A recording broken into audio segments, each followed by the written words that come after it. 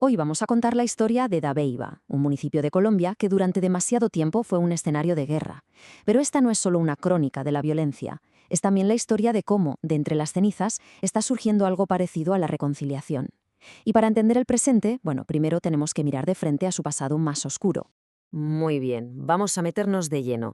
Entre finales de los 90 y principios de los 2000, la gente de Dabeiba vivía con miedo. Un miedo provocado por una táctica paramilitar que tenía un nombre que, solo de oírlo, ya da escalofríos. Una táctica que decidía quién vivía y quién moría en el pueblo. Imaginemos la escena por un momento. El ruido de una camioneta que se acerca. Para muchos, ese era el comienzo del camino al cielo.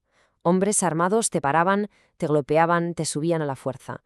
Y ahí empezaba una ruta que casi siempre terminaba en la desaparición. Para las familias era el inicio de una búsqueda que para muchas todavía no ha terminado.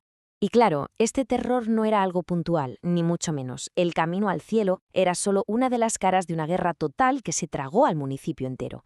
Para que nos hagamos una idea de la magnitud, de la escala real de lo que pasó, hay que ver las cifras. 194. Esa es la cantidad de acciones de guerra registradas en poco más de 2 décadas. O sea, no hablamos de incidentes aislados.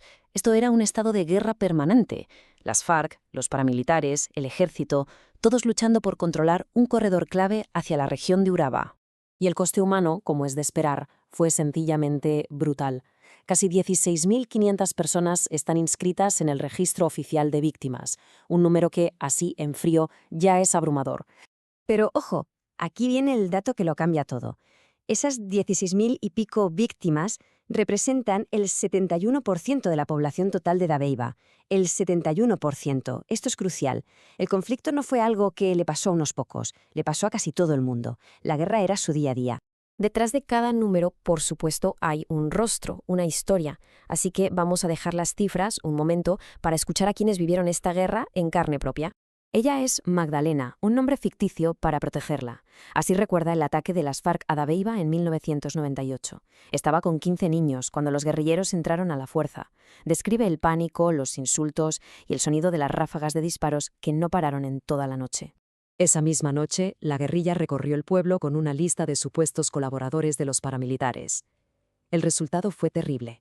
Secuestros, asesinatos y todo en un solo ataque. La violencia no hacía distinciones. Leighton Urrego, que hoy es el alcalde, también fue una víctima directa. A su expareja, la madre de sus hijos, la asesinaron delante de su niño de 7 años por no pagar una vacuna, que es como se le llama allí a la extorsión.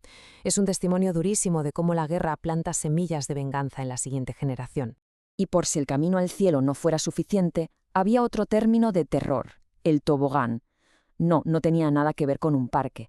Era un punto en la carretera, un acantilado, desde donde los paramilitares lanzaban los cuerpos de sus víctimas al río para que nunca aparecieran. Otra forma de sembrar el pánico. Después de escuchar todo este horror, lo normal sería pensar que Dabeiba es una comunidad rota, llena de odio, sin solución posible. Pues aquí es donde la historia da un giro de 180 grados. Y esto lo ilustra a la perfección. Es que es alucinante. Quienes antes eran enemigos a muerte, hoy se cruzan por la calle, se saludan y hasta colaboran en convites, que son jornadas de trabajo para mejorar las casas de los vecinos.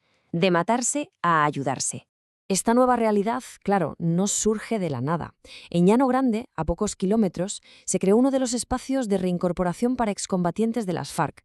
Allí, unos 200 de ellos están intentando empezar una nueva vida, lejos de las armas.